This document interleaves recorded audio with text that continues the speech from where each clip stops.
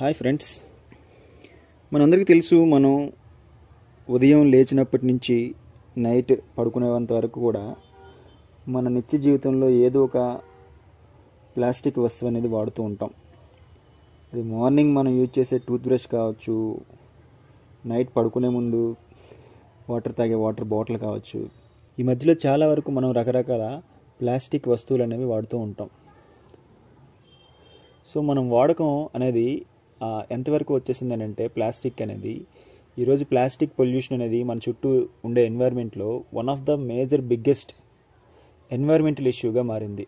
రీసెంట్గా కొన్ని reports release చేసే డేటా ప్రకారం ఏంటంటే గ్లోబల్లో ఉండే మన హ్యుమానిటీ మొత్తం కలిపి దగ్గర ఒక 400 మిలియన్ టన్స్ ఆఫ్ ప్లాస్టిక్ అనేది ప్రొడ్యూస్ చేస్తున్నాం ఇయర్లీ.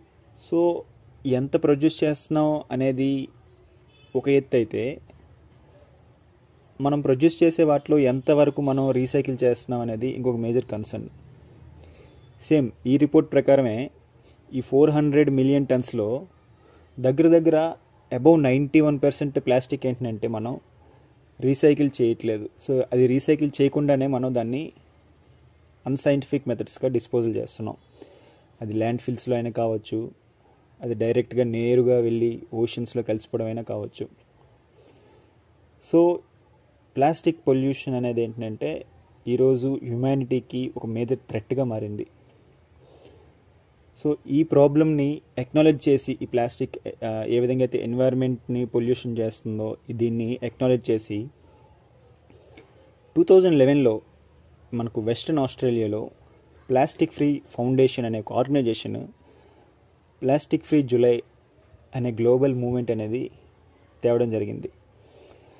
సో ఈ ప్లాస్టిక్ ఫ్రీ జూలై అసలు ఏంటి, ఇది ఎందుకు అనేది మనం తెలుసుకోవాలనుకుంటే, ఎందుకంటే ముఖ్యంగా ఏంటంటే ఇప్పుడు మనం జూలై మంత్లో ఉన్నాం, 2025 జూలై మంత్లో మనం ఇప్పుడు ప్రజెంట్ ఉన్నాం కనుక ఏంటంటే, సో ఈ ప్లాస్టిక్ ఫ్రీ జూలై ఈ మూమెంట్, ఈ గ్లోబల్ మూమెంట్ మనకు ఈ జూలై మంత్కు ఏ విధంగా రిలేట్ అవుతుంది, ఎన్వైర్న్మెంట్ కన్జర్వేషన్లో ఏ విధంగా కాంట్రిబ్యూట్ చేస్తుంది అనేది తెలుసుకోవడం అనేది చాలా ఇంపార్టెంట్.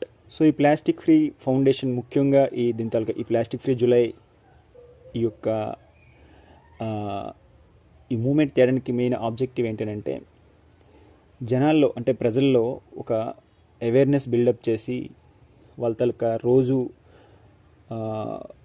వాళ్ళ తాలూకా డైలీ హ్యాబిట్స్ చేంజ్ చేస్తూ ఏదైతే సింగిల్ యూజ్ ప్లాస్టిక్స్ ఈ వాడకం అనేది తగ్గించడం అనేది ఏంటంటే వీళ్ళ ముఖ్యంగా ఏంటంటే పెట్టుకున్న ఆబ్జెక్టివ్. సో ఈ మంత్ ద్వారా ఏంటంటే ఒక ప్లాస్టిక్ ఫ్రీ జూలై ఏంటంటే ఈ మంత్ ద్వారా ఎన్ఫోర్స్ చేసి, సో ఓవరాల్గా ఏంటంటే మనిషి తాలూకా ఓవరాల్ బిహేవియర్లో చేంజ్ తేవచ్చు అనేసి ఏంటంటే ఒక ఆబ్జెక్టివ్గా తెచ్చుకున్నారు. సో ఇంతవరకు మనం గ్లోబల్ లెవెల్లో ఎంత ప్లాస్టిక్ అనేది పొల్యూషన్ అవుతుంది, గ్లోబల్ లెవెల్లో అంటే దీన్ని కంట్రోల్ చేయడానికి ఈ జూలై ప్లాస్టిక్ ఫ్రీ జూలై అని ఇటువంటి క్యాంపెయిన్స్ ఇవన్నిటి గురించి మాట్లాడుకున్నాం కదా. సో ఇప్పుడు అసలు యాక్చువల్లీ ఇండియా ఏ పొజిషన్లో ఉంది ప్లాస్టిక్ ఈ పొల్యూషన్ని కంట్రోల్ చేయడంలో కానీ ప్రొడ్యూస్ చేయడంలో కానీ, అసలు ఇండియా ఏ విధంగా ఎఫెక్ట్ అవుతుంది ఈ ప్లాస్టిక్ ఫ్రీ పొల్యూషన్ ద్వారా, అసలు మన మీద ఏ విధంగా ఎఫెక్ట్ అవుతుంది డైరెక్ట్గా ఇండైరెక్ట్గా కాకుండా.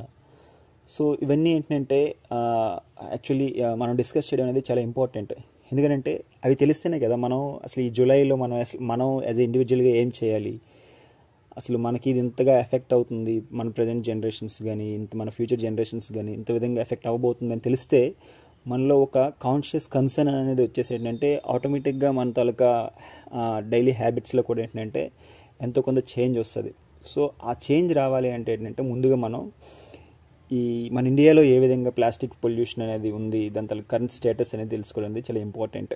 సో ఇక మన ఇండియా గురించి చూస్తే మనకు తెలుసు ఇండియా ఏంటంటే మనం చాలా ప్రౌడ్గా చెప్పుకుంటాం. ఇండియా వరల్డ్లో 4% of the global land mass ఉన్నప్పటికీ కూడా ఏంటంటే దగ్గర 14 to 15% of the natural heritage అనేది మన ఇండియాలో ఉంది. అది ఫారెస్ట్ అయినా కావచ్చు, వైల్డ్ లైఫ్ అయినా కావచ్చు, రకరకాల రిసోర్సెస్ నేచురల్ రిసోర్సెస్ అయితే ఉంటాయి.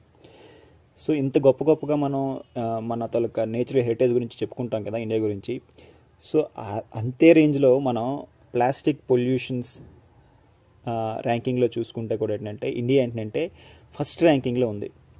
ఆశ్చర్యపరిచేటట్టు ఉంది కదా ఇది. నిజం. యాక్చువల్లీ ఏంటంటే ఇండియా అనేది ఏంటంటే గ్లోబల్ కంట్రీస్, పెద్ద పెద్ద డెవలప్డ్ కానీ డెవలపింగ్ కానీ ఈ కంట్రీస్తో, ఈవెన్ ఆఫ్రికన్ కంట్రీస్తో కూడా మనం పోల్చుకుంటే ప్లాస్టిక్ ప్రొడక్షన్లో ఇండియా ఏంటంటే ఫస్ట్ ర్యాంక్లో ఉంది. అంటే ఫస్ట్ ర్యాంక్ ఉంది కదంటే దాని అర్థం ఏంటంటే వరల్డ్లో ప్రొడక్షన్ అయ్యే ఒక 100 kgs ప్లాస్టిక్ వేస్ట్లో 20 kgs అంటే ఓవరాల్గా ఏంటంటే 20% ఆఫ్ ద వేస్ట్ అనేది ఏంటంటే మన ఇండియా నుంచే ప్రొడక్షన్ అనేది జరుగుతుంది.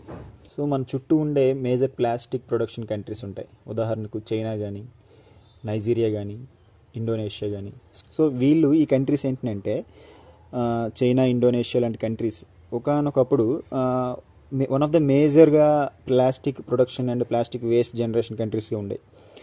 సో ఇండియా ఏంటంటే రీసెంట్ ఇయర్స్లో ఈ కంట్రీస్ని కూడా దాటేసి ఫస్ట్ ర్యాంక్లో మనం ఉన్నాం ప్లాస్టిక్ ప్రొడక్షన్లో with 20% of the global plastic waste జనరేషన్తో. సో ఈ సిచ్యువేషన్స్లో ఉండేటప్పుడు ఏంటంటే మనం ఇండియా ప్లాస్టిక్ వేస్ట్ జనరేట్ చేయడానికి గల ముఖ్య కారణాలు ఏంటి కూడా మనం ఒకసారి చూడడం ఏంటంటే చాలా వరకు యాజ్ ఏ ఇండివిజువల్గా అవేర్నెస్ పెంచుకోవడానికి చాలా ఇంపార్టెంట్ ఇవి. ముఖ్యంగా మన ఇండియాలో మనం చూసుకుంటే ఏంటంటే ఒక సింగిల్ యూజ్ ప్లాస్టిక్ అనేది చాలా ఎక్కువ. సింగిల్ యూజ్ ప్లాస్టిక్ అంటే మన అందరికీ తెలుసు, ఇంతకుముందు మనం డిస్కస్ చేసినట్టే ఇది మన డైలీ లైఫ్లో ఏంటంటే ఒకసారి మాత్రమే వాడతాం. ఒకసారి వాడిన తర్వాత దాని తాలూకు యూసేజ్ అనేది మరి ఇంకా ఉండదు. ఉదాహరణకి ఏంటంటే మనం బ్యాగ్స్ వాడతాం, పాలిథిన్ కవర్స్ వాడతాం, స్ట్రాస్ వాడతాం, కూల్ డ్రింక్స్ స్ట్రాస్ వాడతాం, లేకపోతే ప్యాకేజింగ్ మెటీరియల్. ఫర్ ఎగ్జాంపుల్ మన అమెజాన్, ఫ్లిప్కార్ట్స్లో మనం ఏదైనా ఆర్డర్స్ పెట్టేటప్పుడు వాళ్ళు ప్యాకేజింగ్ మెటీరియల్ అనేది ఇస్తుంటారు మనకి. సో అది మనం నెక్స్ట్ వేరే పర్పస్ కోసం యూజ్ చేయలేం. సో ఇటువంటి సింగిల్ యూజ్ ప్లాస్టిక్ అనేది దాదాపుగా మన ఇండియాలో జనరేట్ అయ్యే ప్లాస్టిక్ వేస్ట్ ప్రొడక్షన్లో దాదాపుగా 40% ఆఫ్ ద మేజర్ షేర్ ఏంటంటే ఈ సింగిల్ యూజ్ ప్లాస్టిక్కే ఉంది. సో అఫ్కోర్స్ గవర్నమెంట్ కూడా ఏంటంటే 2022లో ఈ సింగిల్ యూజ్ ప్లాస్టిక్ అనేది బ్యాన్ చేయాలి అనేసి చాలా వరకు వాళ్ళు కూడా రెగ్యులేషన్స్ తేవడం జరిగింది. ఇన్ని రెగ్యులేషన్స్ తెచ్చినప్పటికీ కూడా ఏంటంటే దాని తాలూకా ఎన్ఫోర్స్మెంట్ అనేది సరిగా లేకపోవడం, దాంతోపాటు దానికి ఆల్టర్నేటివ్స్ ఈ సింగిల్ యూజ్ ప్లాస్టిక్ ఏదైతే ఉందో ఇది చీప్ అండ్ బెస్ట్గా ప్రజెంట్ ఏంటంటే యూటిలిటీ అవుతుంది. సో ఇది తగ్గించాలంటే దీనికి ఆల్టర్నేటివ్గా కూడా ఏదో ఒకటి ఉండాలి కదా. ఆల్టర్నేటివ్ లేకపోవడం కూడా ఏంటంటే one of the major concern ఇంత సింగిల్ యూజ్ ప్లాస్టిక్ అనేది యూసేజ్లో ఉండడానికి కారణం. ఇంక మనం నెక్స్ట్ ఇంకొక మేజర్ కన్సర్న్ వచ్చేసరికి ఏంటంటే మన ఇండియాలో వేస్ట్ మేనేజ్మెంట్ ఇన్ఫ్రాస్ట్రక్చర్ చాలా బాగా లేదండి. సో మనకు క్లియర్ పిక్చర్ అవసరం కనుక ఏంటంటే దీన్ని ఒక డేటాలో చూపించాలి అనుకుంటే మన ఇండియన్ సిటీస్లో జనరేట్ అవుతున్న వేస్ట్లో ఒక 77% అంటే దగ్గర ఒక 80% ఆఫ్ ద వేస్ట్ ఏంటంటే మనం ఎటువంటి ట్రీట్మెంట్ లేకుండా డైరెక్ట్గా ఏంటంటే ఓపెన్ ల్యాండ్ ఫిల్స్లో డంప్ చేసేస్తున్నాం. సో దీని ద్వారా ఏమవుతుంది, ఎప్పుడైతే ప్లాస్టిక్స్ అవి గ్రాడ్యువల్గా వాటిలో ఉండే కెమికల్స్ అనేవి డైల్యూట్ అయ్యి అవి ఆ కెమికల్స్ సాయిల్లో సీపేజ్ అవ్వడం వల్ల ఏంటంటే సాయిల్ పొల్యూషన్, వాటర్ పొల్యూషన్ కూడా మనకు ఈ రోజుల్లో జరుగుతుంది. మనం చూస్తూ ఉంటాం, మన డైలీ లైఫ్లో ఏంటంటే చాలా దగ్గరలో ఏంటంటే చూస్తూ ఉంటాం. సో మన ఇండియాలో ఇంత ప్లాస్టిక్ వేస్ట్ పొల్యూషన్ ఉండడానికి ఇంకొక one of the major reason ఏంటంటే మనం డైలీ లైఫ్లో చూస్తుంటాం, మనం ట్రావెల్ చేస్తున్నప్పుడు ట్రైన్స్లో కానీ బస్సెస్లో కానీ ట్రావెల్ చేస్తున్నప్పుడు ఈ ప్లాస్టిక్ అనేది ఓపెన్గా బర్న్ చేస్తూ ఉంటారు. విలేజెస్లో కానీ రూరల్ స్లమ్స్లో కానీ ఓపెన్గా అంటే పొలాల్లో, పంట పొలాల దగ్గర కానీ లేకపోతే వేస్ట్ ల్యాండ్స్ పైన ఈ ప్లాస్టిక్ అనేది బర్న్ చేస్తుంటారు. సో ఈ ఓపెన్గా బర్న్ చేయడం వల్ల ఏమవుతుందని అంటే ప్లాస్టిక్ తయారీలో చాలా వరకు కెమికల్స్ అనేవి వాడుతుంటారు కదా. సో ఆ కెమికల్స్ అంటే మొత్తం ఎన్వైర్న్మెంట్లో రిలీజ్ అయ్యి క్లైమేట్ చేంజ్ వీటికి కూడా ఇంపాక్ట్ అవుతాయి. క్లైమేట్ చేంజ్ కూడా కారణాలు అవుతాయి. ఎయిర్ పొల్యూషన్ అవుతుంది. ఆ చుట్టూ ఉండే ఏదైతే కమ్యూనిటీస్ ఉంటారో వాళ్ళకు రెస్పిరేటరీ డిసీజ్ కానీ డైజెస్టివ్ డిసీజ్ కానీ ఇటువంటి హెల్త్ పరంగా కూడా ఏంటంటే వాళ్ళకు చాలా వరకు ఇంపాక్ట్ అవుతుంది.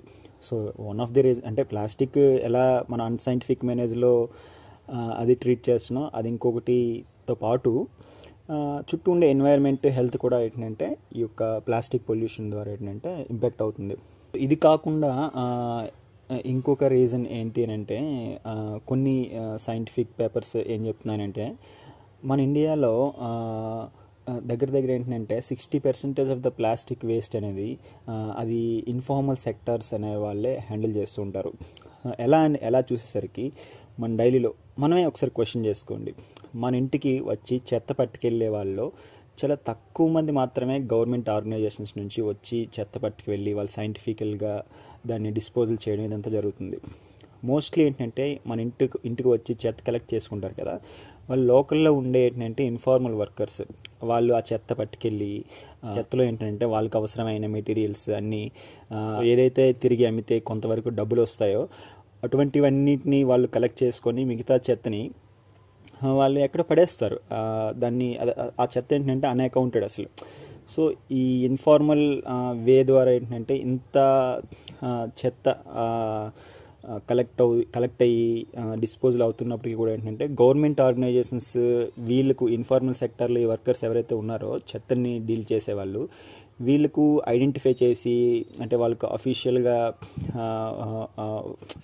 సంథింగ్ అఫీషియల్గా వాళ్ళకి ఏంటంటే ఒక ఐడెంటిఫికేషన్ ఇచ్చేసి ఫార్మల్ సెక్టర్లో వాళ్ళకి తెచ్చేసి అంటే సో దీని ద్వారా ఇదంతా ఎందుకు చేయాలి, ఇదంతా ఏ విధంగా ఉపయోగపడుతుంది అని చూసేసరికి అసలు ప్లాస్టిక్ వేస్ట్ అనేది ఎంతవరకు జనరేట్ అవుతుంది, అసలు ఎంతవరకు కలెక్ట్ చేస్తున్నారు, అసలు ఎంతవరకు డిస్పోజల్ అవుతుంది, రీసైకిల్ అవుతుంది, సో ఎంత పర్సెంటేజ్ అనేది ల్యాండ్ ఫిల్స్కి పోతుంది, సో మిగతా సైంటిఫిక్ మెథడ్స్ ద్వారా ఎంతవరకు మనం రీసైకిల్ చేస్తున్నాం అనేది ఏంటంటే మనకు ఎగ్జాక్ట్ ఫిగర్స్ వస్తాయి.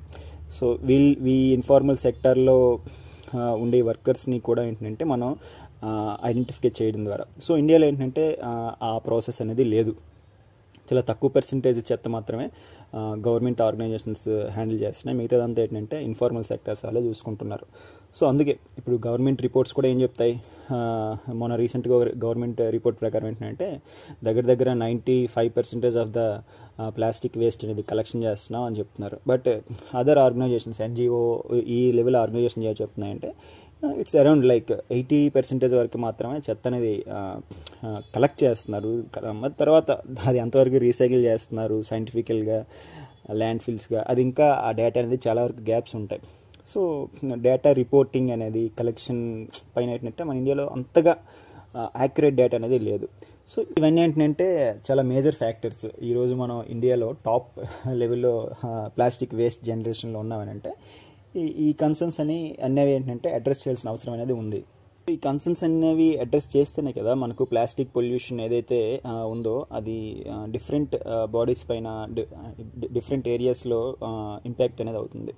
ఉదాహరణకి ఎన్వైర్న్మెంట్లో వాటర్ బాడీస్ ఇంపాక్ట్ అవుతున్నాయి, సాయిల్స్ ఇంపాక్ట్ అవుతున్నాయి, యానిమల్స్ ఇంపాక్ట్ అవుతున్నాయి, అగ్రికల్చర్ ఫుడ్ సెక్యూరిటీ ఇంపాక్ట్ అవుతుంది, మన హ్యూమన్స్ హెల్త్ కూడా ఏంటంటే దీని ద్వారా మేజర్గా ఇంపాక్ట్ అవుతుంది. ఉదాహరణకి ఏంటంటే ఇప్పుడు మనకు కొన్ని రిపోర్ట్స్ ఏం చెప్తున్నాయంటే 90% ఆఫ్ ద ఏదైతే మనకు బే ఆఫ్ బెంగాల్లో మనం వేస్ట్ ఉంటుంది కదా కోస్ట్ అంతా, అందులో 90% ఆఫ్ ద వేస్ట్ ఏంటంటే ప్లాస్టిక్ వేస్ట్ ఉంటుందంట. సో ఇంకా మనం దీని ద్వారా అర్థం చేసుకోవచ్చు అసలు ఎంతవరకు ప్లాస్టిక్ వేస్ట్ అనేది జనరేట్ అవుతుంది. అది మనం ట్రీట్ చేయకుండానే ఏ విధంగా ఓషన్స్లో కలిసిపోయి ఓషన్స్లో ఉండే డిఫరెంట్ మెరైన్ ఆర్గనిజమ్స్ ఉంటాయి, మ్యాంగ్రోవ్స్ ఉంటాయి. సో వీటన్నిటిని కూడా ఏంటంటే ఫిషరీస్ ఉంటాయి. సో ఈ ఆర్గనిజమ్స్ అన్నీ ఏంటంటే ఈ ప్లాస్టిక్ని కన్జ్యూమ్ చేయడం వల్ల మెరైన్ లైఫ్ కూడా చాలా వల్నరబుల్గా మారిపోయింది. ఈ యొక్క ప్లాస్టిక్ వేస్ట్ అంటే మిస్మేనేజ్మెంట్ అనుకోవచ్చు దీనివలన. రెండోది వచ్చేసరికి ఏంటంటే మన చుట్టూ ఉండే యానిమల్స్. సో మనం చూస్తూ ఉంటాం మార్కెట్స్ మనం వెళ్తూ ఉంటే ఏంటంటే ఆవులు కానీ ఈ మార్కెట్లో తిరుగుతూ ఉంటూ ఏదో మనం ప్లాస్టిక్ కవర్లో ఏదో పెట్టి పడేస్తాం రోడ్స్ పైన. సో ఆవులు కానీ ఇటువంటి యానిమల్స్ కానీ సో ఆ ప్లాస్టిక్ కవర్ను కూడా తినేస్తుంటాయి కొన్నిసార్లు. ఉదాహరణకి ఏంటంటే మన లాస్ట్ ఇయర్ న్యూస్లో కూడా వచ్చింది. సో తమిళనాడు, ఒడిస్సా ఈ ఏరియాస్లో ఏంటంటే ఈ స్టేట్స్లో ఒక ప్రెగ్నెంట్ ఎలిఫెంట్ ఏంటంటే చనిపోయిన తర్వాత వాటిని పోస్ట్ మార్టం రిపోర్ట్లో చూపించింది ఏంటంటే ఆ ప్రెగ్నెంట్ ఎలిఫెంట్ కడుపులో ఒక 2-3 kgs ఆఫ్ ప్లాస్టిక్ వేస్ట్ అనేది డాక్టర్స్ అనేవాళ్ళు ఐడెంటిఫై చేశారు. అంటే ఎంతవరకు ఈ ప్లాస్టిక్ వేస్ట్ అనేది మన చుట్టూ ఉండే యానిమల్స్ జంతువుల మీద ఎంతవరకు ఇంపాక్ట్ పడిందో చూడండి. సో అంతేకాదు ఒక ప్లాస్టిక్ వేస్ట్ అనేది ఏంటంటే ఈవెన్ మన ఇండివిజువల్ లైఫ్స్ మన లైఫ్లో కూడా ఏంటంటే మనం జనరేట్ చేసే ప్లాస్టిక్ వేస్ట్ మళ్ళీ తిరిగి మనకే అది ఇంపాక్ట్ అవుతుంది. ఈరోజు మనం తాగే వాటర్లో మైక్రో ప్లాస్టిక్స్ అనేవి ఉన్నాయి. మనం కన్జ్యూమ్ చేసే హనీ కావచ్చు, లేకపోతే సాల్ట్ కావచ్చు, వీటన్నిటిలో మైక్రో ప్లాస్టిక్స్ అనేవి ఏంటంటే మన ఫుడ్ చైన్లో కలిసిపోయి. అంతేకాదు మన బ్లడ్లో కూడా ఏంటంటే మైక్రో ప్లాస్టిక్స్ ఉన్నాయని ఏంటంటే చాలా రిపోర్ట్స్ కూడా వచ్చాయి. సో దీని ద్వారా ఏమవుతుందంటే ఓవరాల్గా మన బాడీ అంతా ఏంటంటే ప్లాస్టిక్తో పొల్యూట్ అయిపోయింది. సో అందుకే క్యాన్సర్ కేసెస్, రకరకాల కొత్త డిసీజెస్ అనేవి ఏంటంటే ఎమర్జ్ అవుతూ ఉన్నాయి.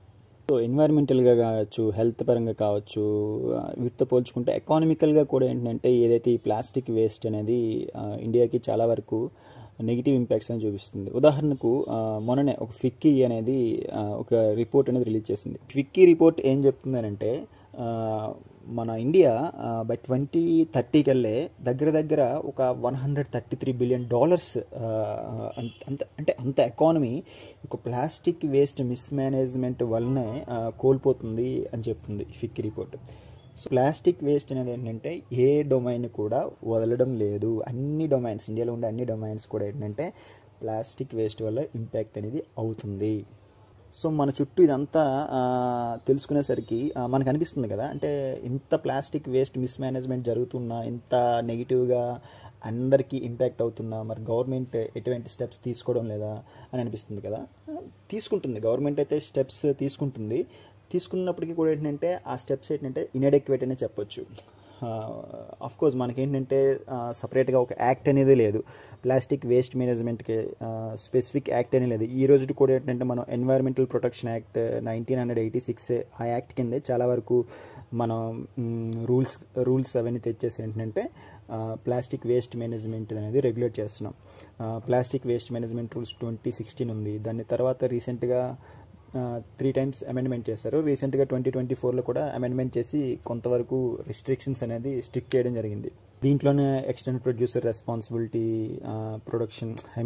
ప్రొడ్యూసర్స్ పైన పెట్టడం జరిగింది. మన చుట్టూ ఇంత లార్జ్ స్కేల్లో ప్లాస్టిక్ పొల్యూషన్ అవుతున్నప్పటికీ కూడా ఏంటంటే గవర్నమెంట్ చాలా వరకు ఇనిషియేటివ్స్ తెచ్చినప్పటికీ కూడా ఛాలెంజెస్ అయితే ఇంకా ఉన్నాయి. ఛాలెంజెస్ ఎలాంటివి అంటే ప్లాస్టిక్ పొల్యూషన్ మేనేజ్మెంట్ ఇన్ఫ్రాస్ట్రక్చర్ లేకపోవడం. సో దాని ద్వారా ఏంటంటే రీసైక్లింగ్ గ్యాప్స్ అనేవి చాలా ఎక్కువ ఇండియాలో. జస్ట్ అరౌండ్ 35% మాత్రమే మనం రీసైకిల్ చేస్తున్నాం. సో ఏదైతే bodies major responsible urban local bodies వాళ్ళ దగ్గర ఫిజికల్ రిసోర్సెస్ లేకపోవడం, ముఖ్యంగా మనం ఇండివిజువల్స్ లెవెల్లో కూడా మాట్లాడుకోవాలి. మనకు కూడా ఏంటంటే బిహేవియరల్గా ప్లాస్టిక్ అంటే మనం యూసేజ్ చేసేటప్పుడు మనం ఇంతకుముందు డిస్కస్ చేసే ఇంపాక్ట్స్ అన్నీ కూడా ఏంటంటే మన దృష్టిలోకి రావు.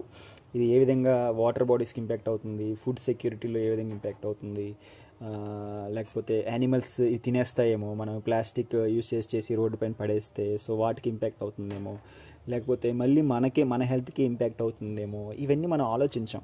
సో మన తాలూకు బిహేవియర్లో కూడా ఏంటంటే చాలా వరకు చేంజెస్ అనేది రావాలి. సో ఇది కూడా one of the major challenge అనేది చెప్పుకోవచ్చు. ఈరోజు ఇండియా ప్లాస్టిక్ పొల్యూషన్లో వన్ ఆఫ్ ద లార్జెస్ట్ ప్లేస్లో ఉండడానికి కారణం. సో ఇంకొక ఛాలెంజ్ ఏమని చెప్పుకోవచ్చు అంటే ఇండియాలో centre, state and local bodies coordination అనేది ఒక ప్లాస్టిక్ వేస్ట్ మేనేజ్మెంట్లో చాలా తక్కువనే చెప్పుకోవచ్చు. ఇంతకుముందే మనం ఆల్రెడీ డిస్కస్ చేస్తాం, ఇండియాలో చాలా వరకు ప్లాస్టిక్ ఇన్ఫార్మల్గానే రీసైకిల్ అవుతుంది. సో అటువంటి వాటిని కూడా అడ్రస్ చేయకపోవడం one of the major challenge అని కూడా చెప్పుకోవచ్చు. సో మనం డైలీగా వాడే ప్లాస్టిక్ చుట్టే ఇన్ని మనకు తెలియని కన్సర్న్స్ ఉన్నాయి కనుకే ఇది మన చుట్టూ ఉండే ఎన్వైర్న్మెంట్ని ఎంతగా హార్మ్గా ఎఫెక్ట్ చేస్తుంది కనుకే మనకి ఈ ప్లాస్టిక్ ఫ్రీ జూలై అనే క్యాంపెయిన్ అనేది తేవడం జరిగింది. సో మనం కూడా ఈ ప్లాస్టిక్ ఫ్రీ జూలై క్యాంపెయిన్ని మనం కూడా ప్రమోట్ చేసి సో ఈ ప్లాస్టిక్ ఫ్రీ జూలై ఈ యొక్క గ్లోబల్ క్యాంపెయిన్లో మనం కూడా ఒక చెయ్యి వేసి దీన్ని కూడా కాంట్రిబ్యూట్ చేసి సో ప్లాస్టిక్ ఫ్రీ ప్లానెట్ అనేది ఒక గోల్గా పెట్టుకొని సో ముందుకు వెళ్ళాలంటే సో మన వంతు యాజ్ ఎ ఇండివిజువల్గా మనం కూడా కొన్ని చేయాల్సి ఉంటుంది. పెద్దగా మనం చేయాల్సినవి ఏమీ లేవు.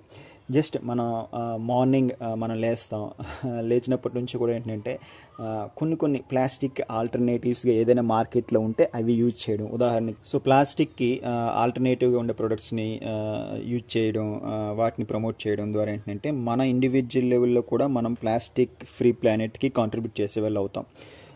ఫర్ ఎగ్జాంపుల్ ఈ యొక్క బ్యాంబూ టూత్ బ్రష్ కావచ్చు. సో లేకపోతే మనం మార్కెట్కి వెళ్ళేటప్పుడు మనమే మన ఇంటి నుండి ఒక క్లాత్ బ్యాగ్ పట్టుకు వెళ్ళి అక్కడి నుంచి మనం మార్కెట్లో ప్రోడక్ట్స్ ఇంటికి తెచ్చుకోవడం కానీ, సో దీని ద్వారా ఏమవుతుందంటే అక్కడ ప్లాస్టిక్ కవర్స్ అవన్నీ ఏంటంటే యూజ్ చేయవలసిన అవసరం అనేది ఉండదు. సో ప్లాస్టిక్ స్ట్రాస్ ఇలాంటి వాటిని వీలైనంత వరకు వాడకపోవడం. ఇంకోటి మనం ఏం చేయొచ్చు అని అంటే ఏంటంటే ప్యాకేజ్డ్ ఐటమ్స్ కాకుండా లూజ్గా కొన్ని ఐటమ్స్ మార్కెట్లో దొరుకుతుంటాయి. సో అవి మనం కొనుక్కొని తెచ్చుకోవడం కానీ, సో ఇటువంటి చిన్న చిన్నవి మనం డైలీ లైఫ్లో చేసే చిన్న చిన్నవి ఇనిషియేటివ్స్ వల్ల ఓవర్ ద పీరియడ్ ఆఫ్ టైంలో మనం చాలా వరకు చేంజెస్ అనేవి తేవచ్చు. మనకు తెలియకుండానే చాలా వరకు మనం ప్లాస్టిక్ వేస్ట్ ప్రొడక్షన్ అనేది తగ్గించవచ్చు. సో ఇండియాలో per capital plastic waste generation ఏంటంటే 12 kgs per ఇయర్. అంటే మనం ఆన్ అన్ యావరేజ్ ఏంటంటే మనకు తెలియకుండానే మంత్కి 1 kg ప్లాస్టిక్ వేస్ట్ అనేది జనరేట్ చేస్తున్నాం. సో ఇటువంటి చిన్న చిన్న ఇనిషియేటివ్స్ మన డైలీ లైఫ్లో మన తలకి హ్యాబిట్స్ చేంజ్ చేసుకోవడం వలన ఏమవుతుందనంటే సో ఈ per capital plastic waste generation అనేది మనం గ్రాడ్యువల్గా తగ్గించవచ్చు. సో మన తలకు ఓవరాల్ గోల్ ఎలా ఉండాలి అంటే ఈ యొక్క ఏదైతే క్యాంపెయిన్ ఉందో ప్లాస్టిక్ ఫ్రీ జూలై, ఈ క్యాంపెయిన్ ఏంటంటే బియాండ్ జూలై అనేది ఉండాలి. అంటే ఏ విధంగా అంటే ఏంటంటే మనం ఈ మంత్లో ఏవైతే హ్యాబిట్స్, కొత్త హ్యాబిట్స్, ప్లాస్టిక్ ఫ్రీ హ్యాబిట్స్ మనం ఇన్కల్కేట్ చేసుకొని, సో మనం ఆ హ్యాబిట్స్కి ఏంటంటే ఓవర్ ద ఇయర్ ఏంటంటే స్టిక్ అయి ఉండాలి. స్టిక్ అయి ఉండేటప్పుడు ఏంటంటే ఓవరాల్గా మన బిహేవియర్లో చేంజెస్ వచ్చి మన ఓవరాల్ ప్లాస్టిక్ యూసేజ్ అనేది గ్రాడ్యువల్గా లార్జ్ స్కేల్లో తగ్గుతుంది.